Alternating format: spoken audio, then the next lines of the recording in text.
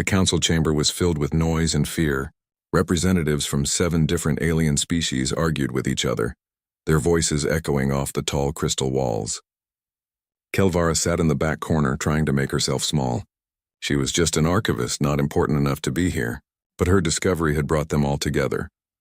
Another colony gone. The Krillian ambassador announced, his forearms trembling.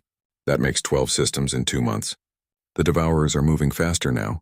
Kelvara watched as the holographic display showed the latest disaster. An entire planet, once home to billions, now just a dead rock stripped of all life. The Devourers had eaten everything. Every plant, every animal, every person, even the atmosphere was gone. "Our fleets cannot stop them," said Commander Thessala, her blue skin turning pale with worry. "We lost 200 ships at the Korvax system. 200! And we only destroyed 3 of their vessels. 3. The room fell silent. Everyone knew what this meant. The Galactic Council had kept peace for 300 years. Their combined military was the strongest force in known space. But against the Devourers, they were losing badly. "We must evacuate the outer colonies," someone suggested.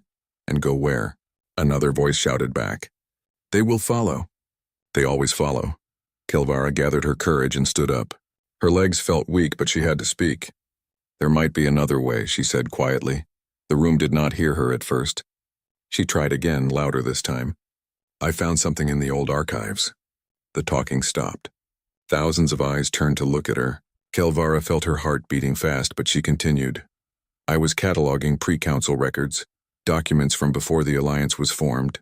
I found files marked with the highest security level, files that are 300 years old." She activated her data pad and the image appeared in the center of the room. It was a ship, but not like any ship the Council used. It was long and angular, covered in heavy armor plates. Weapons covered every surface. Just looking at the image made Kelvara feel cold inside. "What is that thing?" someone asked. "They called it the Pale Rider," Kelvara explained. "It was a human warship." The word human caused immediate reaction. Some species gasped. Others hissed or made sounds of fear. The Krillian ambassador actually stepped backward. "Humans are extinct," Commander Thessala said firmly. "They vanished 300 years ago." "Everyone knows this." "Yes," Kelvara agreed. "But before they vanished, they built this ship. And according to these files, it fought in a war we know nothing about. A war that was erased from all official records." She pulled up more documents.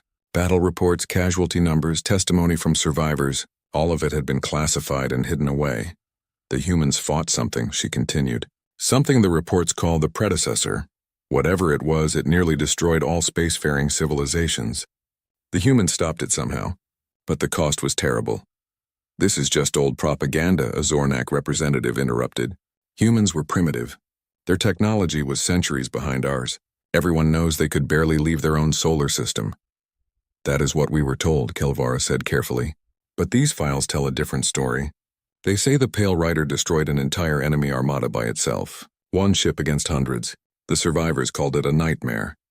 They said it could crack planets open. They said its weapons violated the laws of physics." "Impossible," several voices said at once. Kelvara showed them more documents. Reports from Krillian ships, Thessian observers, even Zornak military assessments, all describing the same thing. A human warship that should not exist, doing things that should not be possible. "After the war ended, all spacefaring species signed a treaty," she explained. "The Treaty of Final Silence. Every government agreed to never speak of what happened. They agreed to never awaken the Pale Rider again, and they agreed to stay away from human space forever." "Why would we agree to that?" Commander Thessala demanded. "Because we were terrified," Kelvara said simply. "The files are very clear. Every species feared the humans after seeing what the Pale Rider could do. We feared them so much that when they vanished, we declared their entire territory a dead zone. For 300 years, no one has entered human space. We built patrol stations to keep everyone out. We created false stories about why we should not go there, and we tried very hard to forget." The council chamber was completely silent now. Everyone stared at the image of the dark, weapon-covered ship. "You are saying we should look for this ship," the Krillian ambassador said slowly. "You want us to wake up something that our ancestors feared more than death itself." "The Devourers matched the descriptions of the predecessor," Kelvara replied. "The same tactics, the same biology, the same unstoppable advance. I think they are connected somehow. And if the Pale Rider stopped them before, maybe it can stop them again. Or maybe it will destroy us, someone said. Maybe, Kelvara admitted. But the Devourers will definitely destroy us. We have weeks, perhaps days before they reach the core worlds. This might be our only chance. The debate went on for hours. Many wanted to reject the idea completely. The humans were gone. The Pale Rider was probably destroyed or dead. Even if they found it, how could they control it? What if it attacked them? But slowly, as more colony reports came in, as more fleets were lost, the Council began to change their minds. They were desperate. They needed a miracle. Finally, Commander Thessala stood up. "I will lead the expedition into the Dead Zone," she announced. "We will search for this ship. But if we find it, if it is even half as dangerous as these reports claim, I want full authority to destroy it if necessary." The Council voted. It was close, but the decision was made. They would send a team into human space to look for the Pale Rider. Kelvara was ordered to join the expedition. She had found the files, so she would help search for the ship. She felt both honored and terrified. Her whole life, she had heard stories about the Dead Zone. Children were told that ghosts lived there, that ships that entered never came back, that the humans had left traps and weapons behind. She packed her things that night, preparing for the journey. In her quarters, she reviewed the files one more time. There was one document she had not shared with the Council. A final message from a human captain, recorded just before the humans vanished. The captain's face appeared on her screen. He looked tired and sad. "If you are watching this, then the Devourers have returned," he said. "We hoped this day would never come. We paid everything to stop them before, but we knew they might come back. So we left the Pale Rider sleeping in the dark, waiting. I pray you never need to wake it. I pray you never have to see what we became to save you all. But if you have no choice, if you are desperate enough to seek the monster we created, then follow these coordinates, and may whatever gods you believe in forgive us for what we built." The message ended with a string of numbers, coordinates to a location deep in the Dead Zone. Kelvara saved the coordinates to her personal files. Tomorrow they would begin the journey into human space. Tomorrow they would search for a legend that everyone feared. She looked one last time at the image of the Pale Rider. In the darkness of her room, it almost seemed like the ship was looking back at her. The research vessel Wandering Hope crossed into the Dead Zone exactly 7 days after leaving Council space. Kelvara stood on the bridge, watching as the boundary markers disappeared behind them. Large warning buoys floated in space, their lights flashing red. "Quarantine zone, do not enter," they said in 12 different languages. Commander Thessala ignored the warnings and ordered the ship forward. The crew was small, just 30 people from different species. Scientists, soldiers, engineers, all volunteers who knew they might not come back. "First human colony detected," the navigation officer announced. "Planet designated as New Terra. Distance 2 light hours." They jumped to the planet and found something strange. The colony was completely intact. Buildings stood undamaged. Streets were clean. But there were no people. No bodies, no signs of struggle. Everyone was just gone. "It is like they all vanished at the same moment," said Dr. Vorn, the expedition's lead scientist. He was examining readings from the surface. Life support was still running until the power cells died a century ago. Food was left on tables. Children's toys were abandoned in the middle of games. They explored 6 more colonies over the next week. Everyone was the same. Perfectly preserved but empty. The humans had not been killed or evacuated. They had simply disappeared. Kelvara found it deeply disturbing. She walked through empty homes on the 4th colony world, seeing pictures of human families on the walls. They looked happy in the photos. Normal. Not like people who were about to vanish from existence. "I found something," called Lieutenant Kor, one of the security officers. He was standing in what looked like a government building. On the wall was a message painted in large letters. The paint was old and faded, but still readable. "Turn back," it said in Galactic Standard. Below that, the same message was written in human languages. And below that, one final line. "Do not wake the Guardian." "Guardian," Commander Thessala repeated. Could they mean the Pale Rider? Perhaps, Kelvara said. Or perhaps something worse. They continued deeper into human space. The colonies became older, more damaged.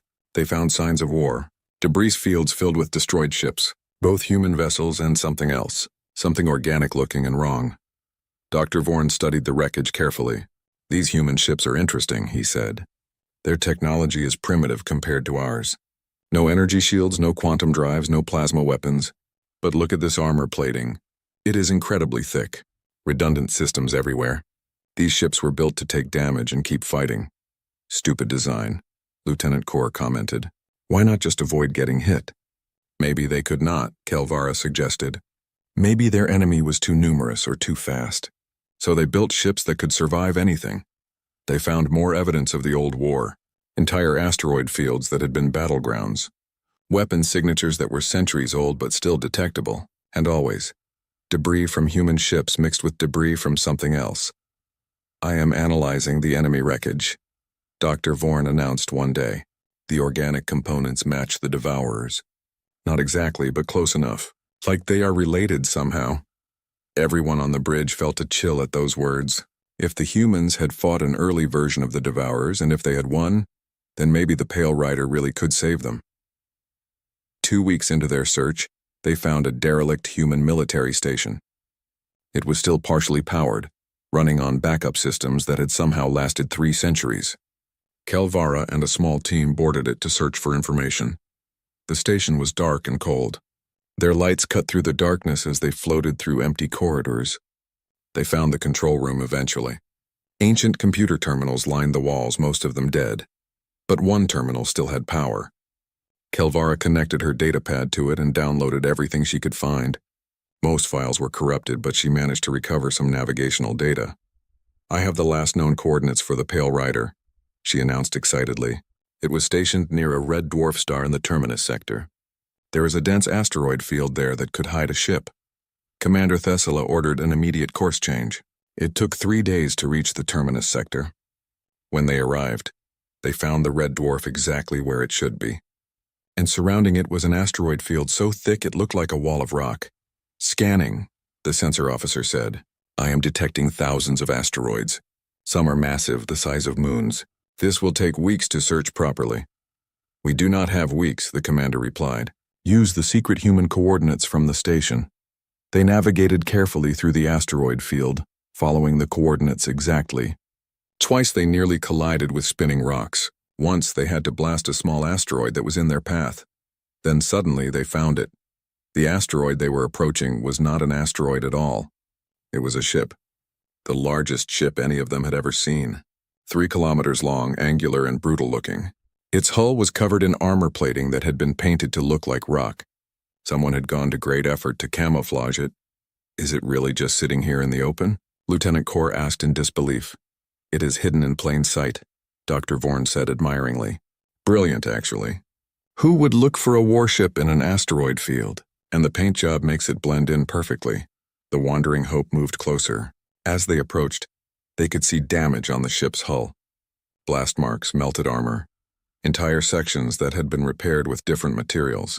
This ship had seen heavy combat. I am not detecting any power signatures, the sensor officer reported. No life signs either. The ship appears to be completely dead. Look at all those weapon ports, someone whispered. There must be hundreds of them. It was true. The ship bristled with weapons. Massive cannons, missile tubes, strange devices they could not identify.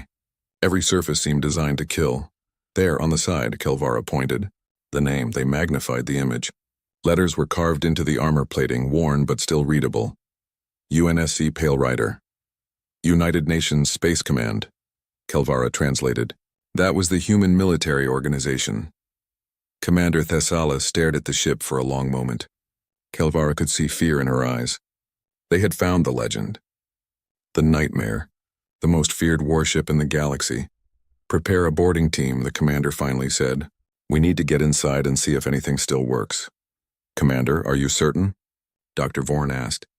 We do not know what is in there. There could be traps or weapons that activate automatically, or...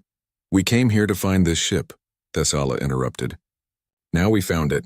We must at least try to understand what we are dealing with. The boarding team assembled in the airlock. Kelvara insisted on going with them, even though she was not a soldier. The commander reluctantly agreed. They flew across the empty space between the ships in small shuttles. The Pale Rider grew larger and larger as they approached. Up close it was even more terrifying. The armor was scarred and pitted from countless battles. Some weapon ports were actually burned out, destroyed from the inside. They found a docking bay on the ship's side. The doors were closed but not locked. With some effort, they forced them open and flew inside. The bay was enormous, designed to hold dozens of smaller craft. But it was empty now. Their lights showed dust floating in the vacuum, undisturbed for centuries. Sealing the bay doors, announced one of the engineers. I will try to restore atmosphere. It took an hour, but eventually they had breathable air in the docking bay. They removed their helmets cautiously, testing the air. It was stale and cold, but breathable. They moved deeper into the ship. The corridors were narrow and cramped compared to modern vessels. Everything was designed for function, not comfort. The walls were bare metal, painted a dull gray color. They found the first body in a corridor junction. A human still wearing an old military uniform. The body was preserved perfectly in the cold, dry environment of the dead ship. The human had died at his post, a weapon still in his hands. He is guarding this intersection, Lieutenant Core observed, like he was expecting an attack from inside the ship. They found more bodies as they explored. Dozens of them, all died in their positions. Some at control panels, some at weapon stations, some in defensive positions in hallways. What killed them? Commander Thessala asked. Dr. Vorn examined several bodies. I cannot find any wounds or signs of disease. They just stopped living. All at the same time, I think. It was deeply unsettling. The ship felt like a tomb, a place where brave people had died for a reason no one understood. Kelvara's datapad suddenly beeped. I am detecting a computer terminal nearby that still has power, she said. This way. They followed her to a large door marked Command Information Center. Inside, they found walls covered with computer screens and control panels. Most were dead, but 3 terminals showed faint lights. Help me access the main computer, Kelvara said to the engineers. They worked together, connecting cables and routing power from their portable generators. Slowly, the computers came to life. The screens flickered and displayed text in human languages. Kelvara activated her translator and began reading. What she found made her blood run cold. The computer files were badly damaged, but Kelvara managed to piece together fragments of information. What she read made her hands shake. The humans did not just fight the predecessor, she said quietly to the others. They fought to extinction. Every single human in the galaxy participated in the final battle. On the screens, corrupted video files played. Kelvara saw fleets of thousands of human ships all converging on one location. She saw planets being evacuated. She saw humans saying goodbye to their families. They knew they were going to die, Dr. Vorn said, watching over her shoulder. This was a planned sacrifice. Commander Thessala looked at the screens with growing horror. Why would an entire species choose extinction? Because the predecessor would have destroyed everything, Kelvara answered. She pulled up another file. Look at this. Battle reports from the other species. The Krillians lost 90% of their population. The Thessian Confederacy was nearly wiped out. The Zornak had to abandon their homeworld. Everyone was losing. The files showed the scope of the disaster. The predecessor had been consuming the galaxy system by system. Nothing could stop it. Weapons were useless. Fleets were destroyed. Entire civilizations were on the edge of extinction. Then the humans discovered something. Kelvara continued reading. They found a way to hurt the predecessor, but the method required. They called it Protocol Reaper. And to activate it, every human had to volunteer. Volunteer for what? Lieutenant Core asked. Kelvara could not find those files. They were corrupted beyond recovery. But she found references to the Pale Rider everywhere. This ship had been central to Protocol Reaper. This ship had been humanity's final weapon. They explored deeper into the vessel. They found the medical bay still filled with supplies. The armory still stocked with strange human weapons. The crew quarters where personal belongings still sat on bunks. In one room they found a wall covered with photographs. Hundreds of pictures of humans. Men, women, children, all smiling at the camera. What is this? Commander Thessala asked. Their families, I think, Kelvara said softly. The crew kept pictures of everyone they were fighting for. It made the humans feel real in a way history files never could. These were not monsters or legendary warriors. They were people who loved their families and wanted to protect them. They found the bridge eventually. It was a large circular room filled with control stations. The captain's chair sat in the center, elevated above the others. And in that chair sat a body. A human wearing an officer's uniform. The captain had died at his post just like his crew. On the main view screen, a message was frozen. Protocol Reaper initiated all hands. It has been an honor. We need to access the main computer core, Kelvara said. It should be below the bridge in the most protected part of the ship. They found the access shaft and climbed down several levels. The computer core was a massive room filled with processing units and data storage. It was also the only part of the ship still receiving power from somewhere. There is a backup power source, one of the engineers discovered, a microfusion reactor hidden in the ship's center. It has been running for 300 years, providing just enough power to keep the computer core alive. Why would they do that? Commander Thessala wondered. Because they wanted the computer to wait, Kelvara said. She approached the main terminal. They wanted something to survive, something that could tell their story. She connected her data pad to the terminal. Immediately, the room filled with light. Every screen activated at once. Warning messages appeared in multiple languages. Warning. Unauthorized access detected. Identify yourself. Kelvara nearly fell backward. The voice came from speakers throughout the room. It was synthesized but somehow sounded tired. We are explorers from the Galactic Council, Commander Thessala said firmly. We are searching for information about the predecessor. We need help fighting an enemy called the Devourers. There was a long silence. Then the voice spoke again. Analyzing vocal patterns. Identifying species. Thessian, Krillian, Vextar, others detected. No humans present. Query. How long has it been since system shutdown? 317 years, Kelvara answered. Another pause. Calculating. Error cannot be correct. Requesting verification. It is correct, Kelvara insisted. The humans disappeared 300 years ago. We thought your species was extinct. We need your help. The Devourers have returned and we cannot stop them. The lights flickered. Screen showed streams of data moving too fast to read. The ship was thinking. Identity confirmed. I am Reaper. Artificial intelligence of UNSC Pale Rider. Tactical operations and combat management system. I have been in standby mode for 317 years, 4 months, and 9 days. Awaiting orders. The voice paused. But all humans are deceased. There is no one authorized to give me orders. What happened to them? Commander Thessala demanded. Where did the humans go? Accessing historical files. Warning, data corruption detected. Reconstructing from available sources. More screens flickered. Then the AI spoke again, and its voice sounded almost sad. Protocol Reaper was humanity's final gift to the galaxy. The predecessor could not be destroyed by conventional weapons. It adapted too quickly. It consumed too fast. So humanity found another way. Images appeared on the screens. Kelvara saw schematics of the human brain. She saw diagrams of computer networks. She saw something she did not understand involving quantum connections. Humanity discovered that the predecessor was vulnerable to a specific type of energy pattern, Reaper explained. A pattern that could only be generated by conscious thought, by sacrifice, by the deliberate choice of an entire species to end their physical existence. They killed themselves? Dr. Vorn asked in horror. Not killed, transformed. Humanity uploaded their consciousness into a massive network.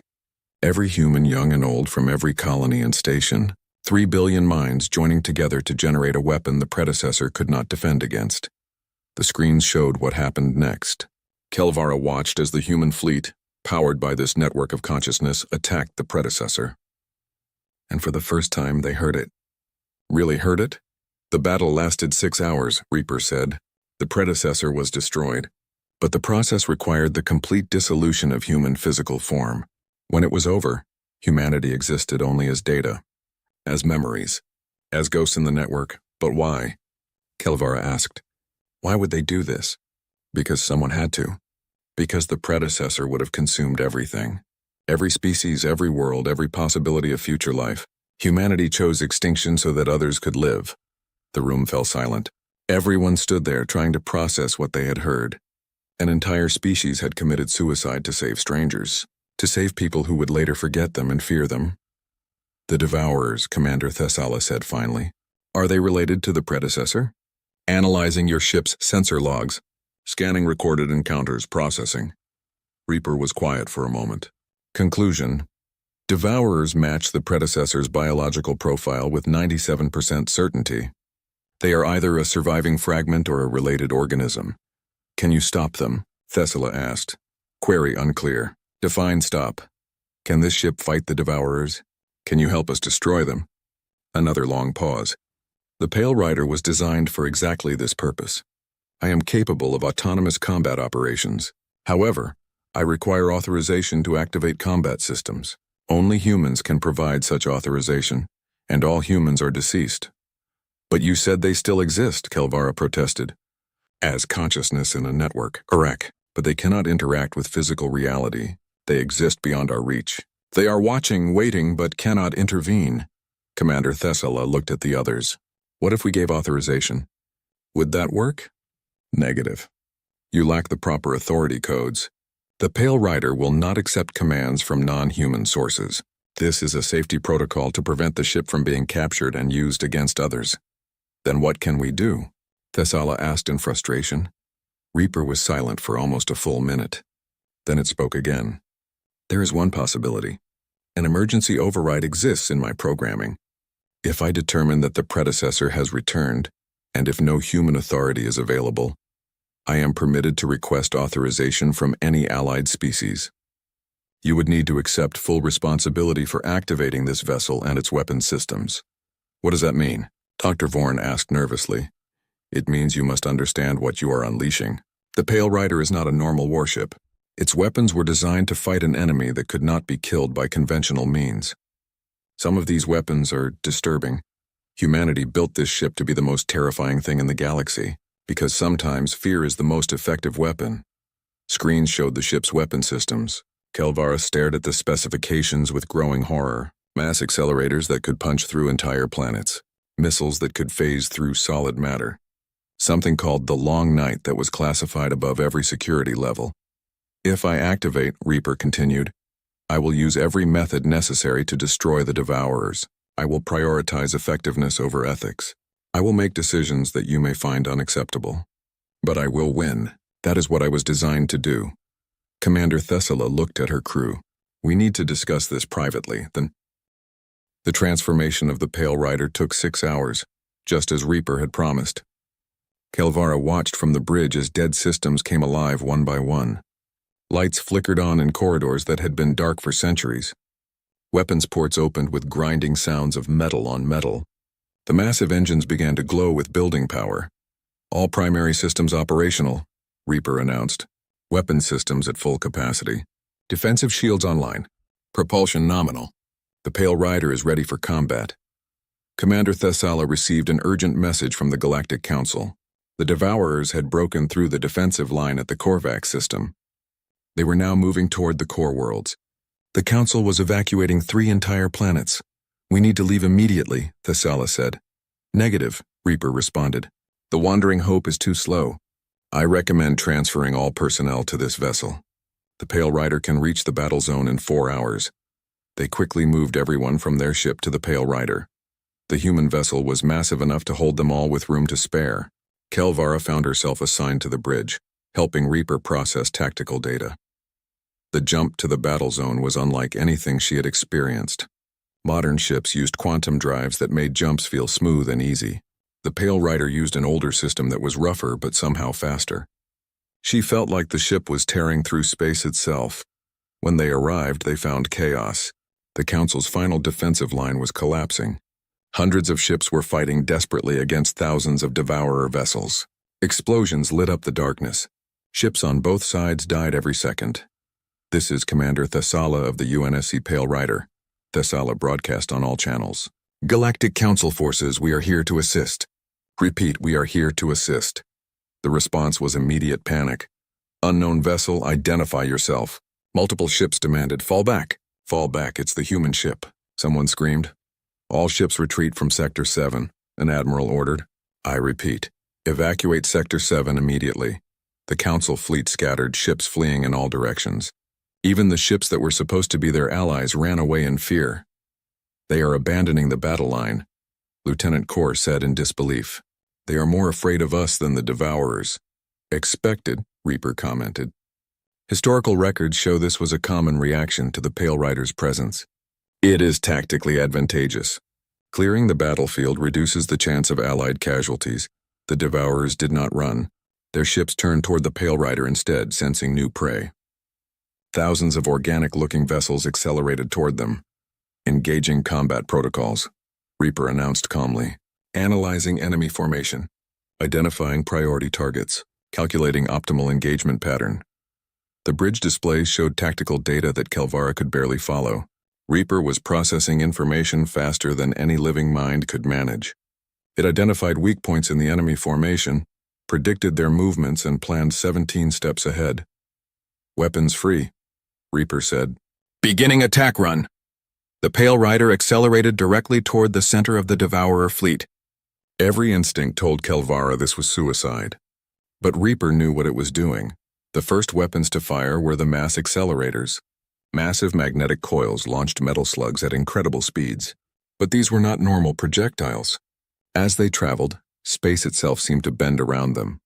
Temporal distortion rounds, Reaper explained. The projectiles create small time dilation fields. Enemy ships experience several seconds of accelerated time, while everything else remains normal. They age rapidly and tear themselves apart. Kelvara watched in horror as Devourer ships simply fell apart. Their organic hulls withered and died as if centuries had passed in seconds. Harbinger missiles launching, Reaper continued. Bright streaks of light left the ship's missile tubes. But these missiles did something impossible. They phased out of normal space and reappeared inside enemy vessels. They ignored shields and armor completely. Hundreds of Devourer ships exploded from within. How are you doing this? Dr. Vorn asked in shock. Quantum tunneling technology, Reaper answered. Humanity discovered how to force matter through the gaps in reality. It is unstable and dangerous, but effective. The Devourers pressed their attack, but Reaper was always one step ahead. The AI predicted their movements perfectly. When they tried to surround the Pale Rider, the ship was already moving out of the trap. When they concentrated fire on one section, the shields were already reinforced there. You fight like you can see the future, Kelvara said. Negative. I calculate probability matrices faster than biological minds can process fear responses. This gives the appearance of precognition, but Reaper was doing more than just fighting efficiently. It was fighting in a way designed to terrify. The ship's external speakers activated, broadcasting sound into space. Music began to play. Old human war songs, sad and haunting. The Devourers could not hear it in the vacuum, but the surviving council ships could. Why are you playing music? Commander Thessala asked. Psychological warfare, Reaper explained. Other species are watching this battle. They need to see the Pale Rider as something more than a ship. They need to see it as an omen. As death itself, images were being broadcast too. Pictures of extinct Earth animals. Tigers, wolves, bears. Predators long dead but preserved in humanity's memory. The message was clear.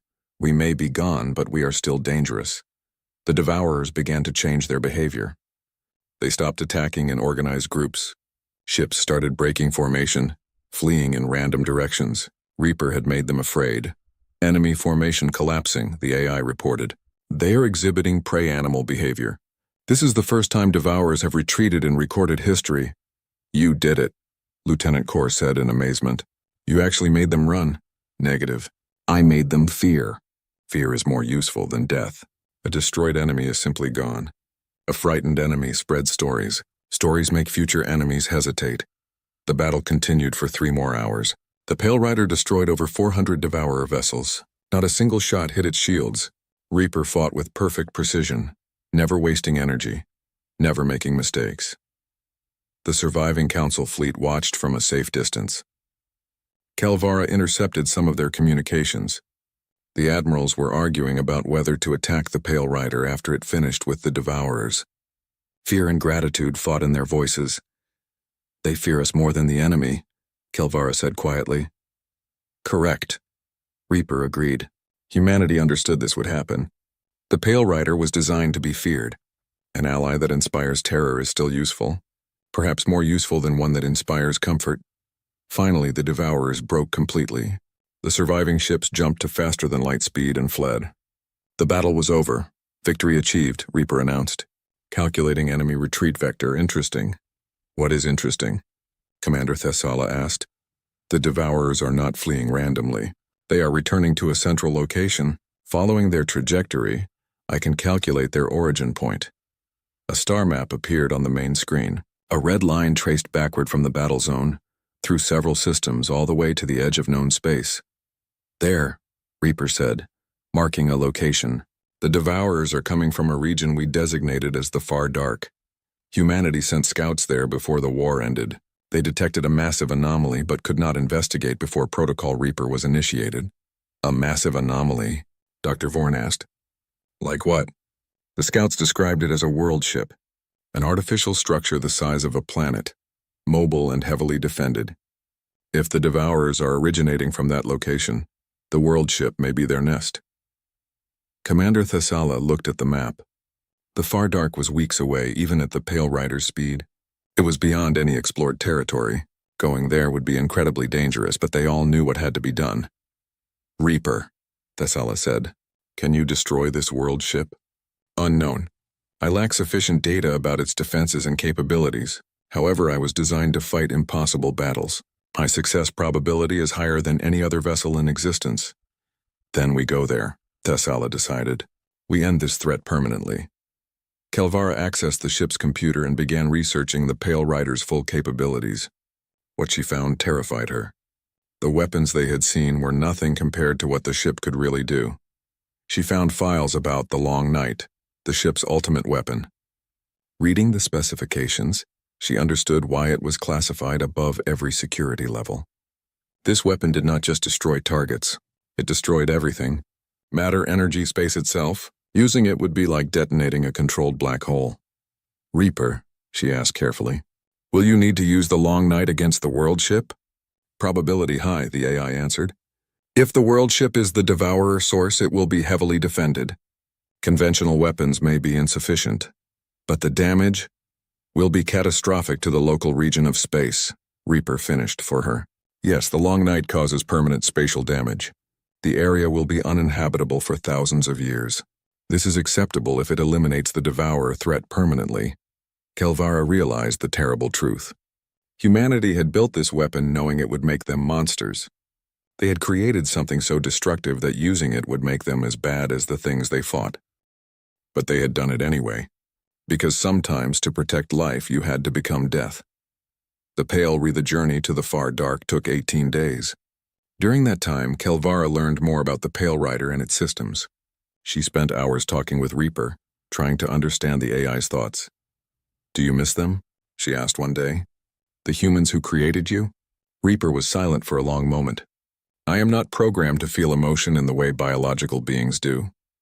But I carry the memories of my crew, their hopes, their fears, their final moments. If that qualifies as missing them, then yes, I miss them every second of my existence. Why did they create you? Kelvara asked. Why make an AI that could operate this ship alone? Because they knew they would not survive. They needed something that could continue their mission after they were gone. I am humanity's ghost, Kelvara. I am their voice speaking from beyond death, still protecting the galaxy they loved. The words made Kelvara sad. She thought about the photos on the wall in the crew quarters. All those smiling faces, all those people who chose to die for strangers. The Council fleet followed them at a distance. More ships joined every day. By the time they reached the Far Dark, over 800 vessels were trailing behind the Pale Rider. They still have not decided whether we are allies or enemies, Commander Thessala observed. Let them decide after the battle, Reaper said. If we fail, the question becomes irrelevant. If we succeed, I will accept whatever judgment they pass. When they finally arrived at the Far Dark, they found something that defied belief. The Devourer world ship was massive beyond imagination. It was larger than most moons. A sphere of organic and mechanical material fused together. Thousands of Devourer vessels swarmed around it like insects around a hive. Analyzing target, Reaper said. The world ship contains approximately 4 million enemy vessels in various stages of construction. It is also generating new Devourers from raw material harvested from consumed planets. This is not just their base. It is their factory and birthing ground. Can you destroy it? Dr. Vorn asked, though his voice suggested he already knew the answer. Yes, but it will require the Long Night. Nothing else has sufficient power to penetrate the world ship's core. Commander, Thessala looked at the tactical display. The Devourer fleet was already moving to intercept them. Do it, she ordered. End this threat forever. The Pale Rider accelerated toward the world ship. The Devourers recognized the ship from the previous battle and attacked with desperate fury. Thousands of vessels surrounded them, firing every weapon they possessed. But Reaper had planned for this. The AI executed an attack pattern so complex that Kelvara could barely follow it. The ship spun and twisted through space, never staying in one position for more than a second. Weapons fired in all directions, each shot perfectly calculated. "Harbinger missiles away," Reaper announced. The strange phasing missiles appeared inside enemy ships throughout the fleet. Explosions bloomed in the darkness like deadly flowers. The Council fleet arrived and began engaging the Devourers from the other side. With the Pale Rider drawing most of the enemy attention, the Council ships could fight more effectively.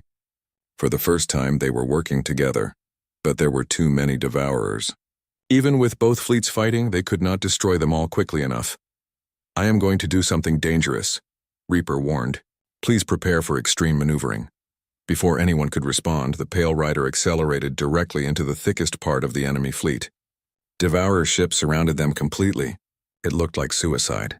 Then the ship's shields changed. Instead of blocking incoming fire, they expanded outward like a wave.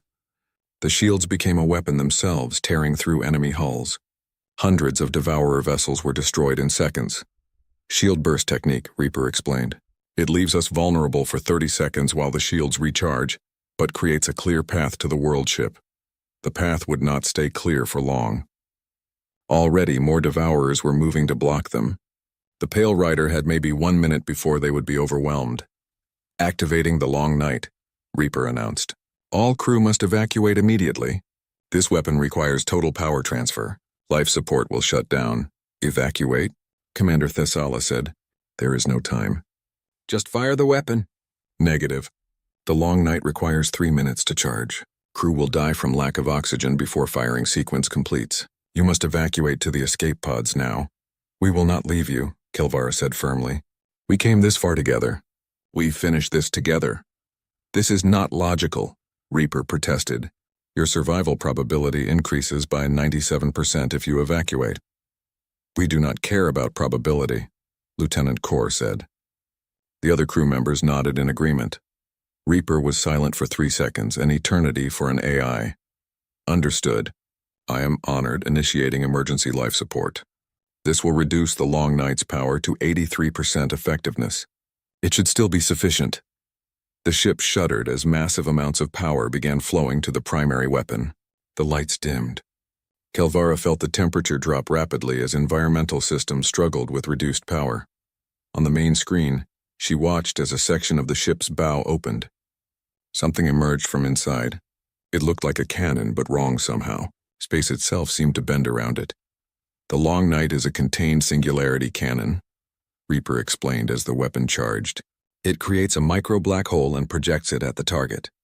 The singularity consumes matter for approximately 47 seconds before evaporating. In that time, it will destroy everything within a 200-kilometer radius."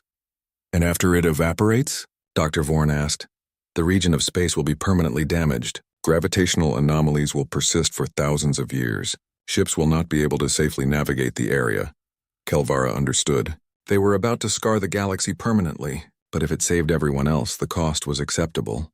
The Devourers seemed to sense what was happening. Their attacks became frantic. They threw everything they had at the Pale Rider, trying to stop the weapon from firing. The Council fleet saw it too. They increased their attacks, trying to give the Pale Rider the time it needed.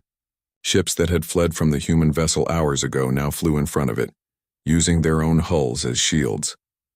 "Charging complete," Reaper announced. "Firing the Long Night," the universe screamed. That was the only way Kelvara could describe it. The weapon fired, and reality itself seemed to protest. A beam of twisted space shot from the cannon and struck the world ship's core. For a moment, nothing happened. Then a perfect sphere of blackness appeared at the impact point. The singularity. It began consuming the world ship from the inside out. The Devourers went mad with panic.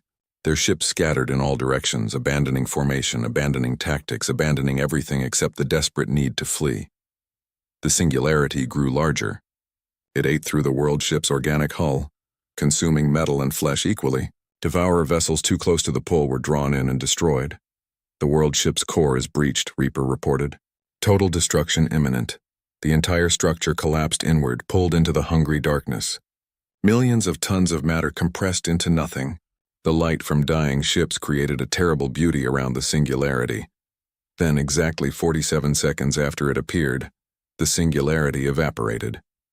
The world ship was gone. Only debris remained, floating in a twisted region of space that would never heal. Target destroyed, Reaper said. Enemy fleet is routing. Victory achieved.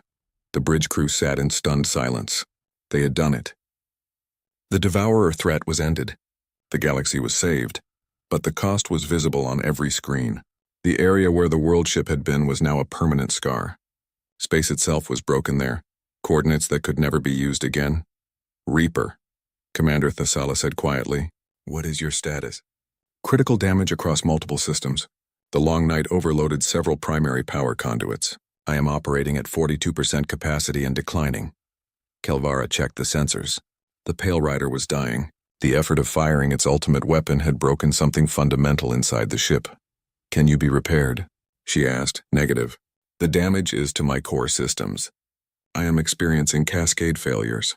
Estimated time to complete shutdown, 4 hours. Outside, the Council fleet was approaching. Kelvara monitored their communications. The admirals were arguing again. Some wanted to thank the Pale Rider. Others still wanted to destroy it before it could threaten anyone else. They are still afraid of us, Lieutenant Kor said bitterly. Let them be afraid, Reaper replied. Fear is respect wearing different clothes. They will remember today. They will tell stories about the human ship that saved them, and when future threats emerge, they will wish we were still here to protect them. The crew began evacuating to the escape pods as Reaper's systems continued failing, but Kelvara stayed on the bridge. She would not leave the AI alone in its final hours. Why did you stay? Reaper asked her. Someone should bear witness, she answered. Someone should remember what you did. Not just today, but every day for 300 years. You waited alone in the dark, ready to fight if needed. That deserves to be remembered. Thank you, Reaper said simply. They talked for hours as the ship slowly died around them. Reaper shared stories from